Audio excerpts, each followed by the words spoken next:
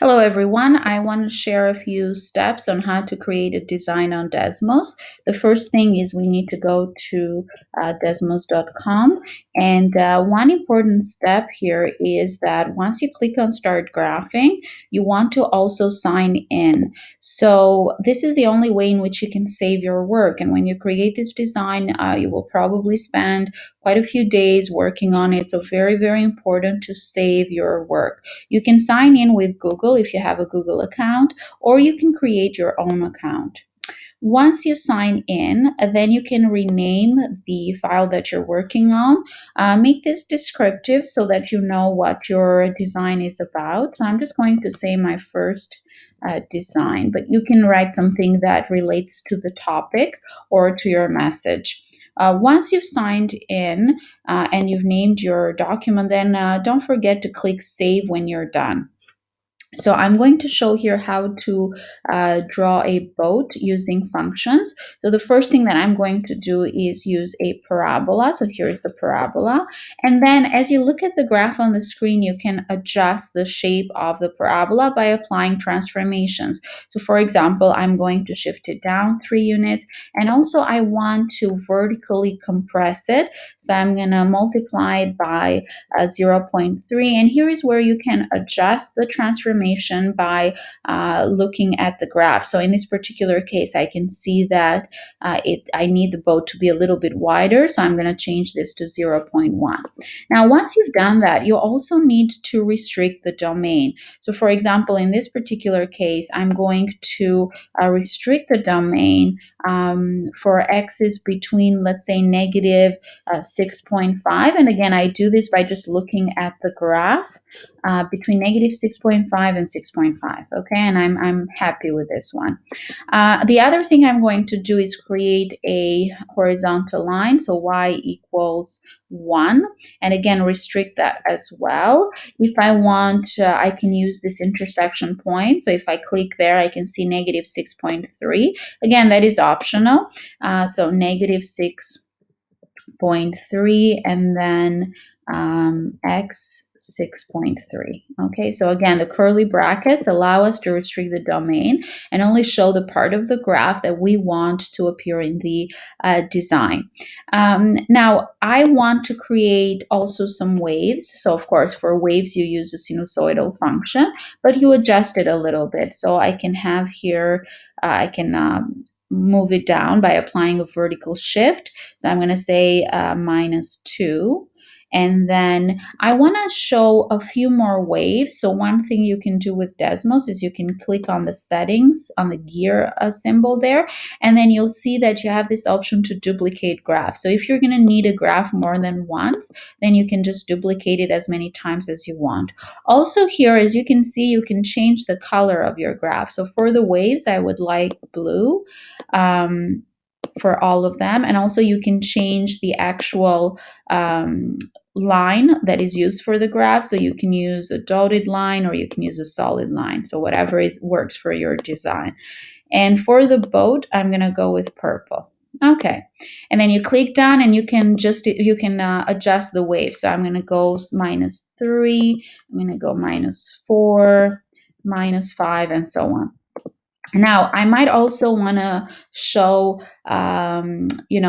some other details on the boat. I want to use reciprocal function. So here is the reciprocal function is 1 over x.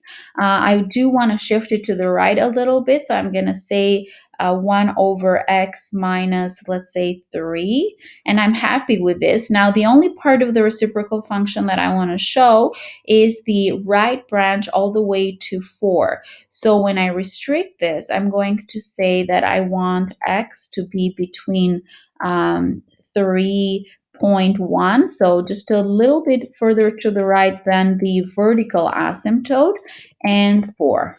Okay, you can always adjust it. So I can do 3.2, for example. I mean, 3.2 might be too short, so I might say 3.17, right? So you have some freedom here in how you change your graph, and so how the equations are used to describe your design. So I want to use another reciprocal function. So again, I duplicate the graph that I already have. And then for this one, I want to do maybe -1 and then do over x minus 3. Okay, so here is what it looks like. All right, and now I need to think about how I want to restrict this domain. So maybe what I want to do is now restrict it between 2 and 3.17. So let's try that. So 2 and 3.17. Actually, not 3.17 because that would be further than the vertical asymptote, maybe 2.8. So 2.8, as you can see, again, there's quite a little bit of, guess and checking and adjusting your design. But there you go. It's sort of immediate satisfaction because you change the domain and you can immediately see what happens to the graph. So that's nice. Other things that I want to show here is maybe have some birds on the sky. So for birds, try and be creative. Think about what functions you have to use and think about how you could use those functions to create a particular image. So I could use absolute value function to show birds. The first thing I might want to do is horizontally stretch this, or maybe vertically compress it, or whatever you want the birds to look like. So if I say 0.5, it looks something like this. If I multiply by 2, it looks something like this. Okay, again, it can be different types of birds, so different images.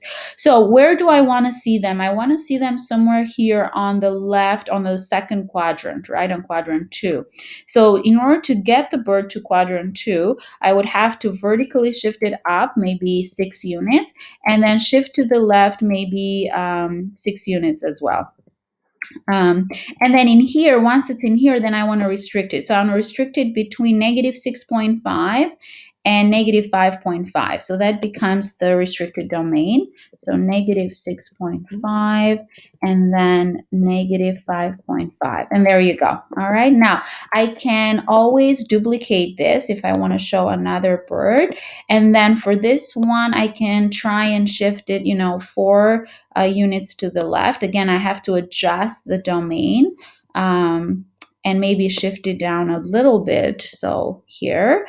And also this bird can have a little bit of a different shape. So I'm going to apply here a horizontal stretching or a vertical compression, and this one will be between -5 and -3. Okay, that will be the domain. So -5, -3. Again, a lot of what I'm doing here is just dependent on what I see on the graph. Okay, so please feel free to do that. All right, the other thing that I want to show is how to create a bird, maybe using logarithmic functions, or if you can use other kinds of functions as well. You can use a square root function. So I'm actually going to use a square root function for this one. So y equals square root of x. It looks like that. And then the other branch should be exactly the same, or the other wing, let's say, but it would be reflected over the y-axis. So it would be square root of -x. All right. And I guess you can see at this point, where the sort of the bird shape would be. And then just the only thing you need to do is transform it so that you make it appear in the second quadrant, right? If you want all the birds to be there. Or you can again shift it on the first quadrant. It's up to you. So what I'm going to do is I'm going to shift this one 6 units up, and then I'm going to shift it to the right 2 units. So this is what it's going to look like. And then you do the same thing to the other square root function, so x plus 2. And then we're going to shift it up 6 units.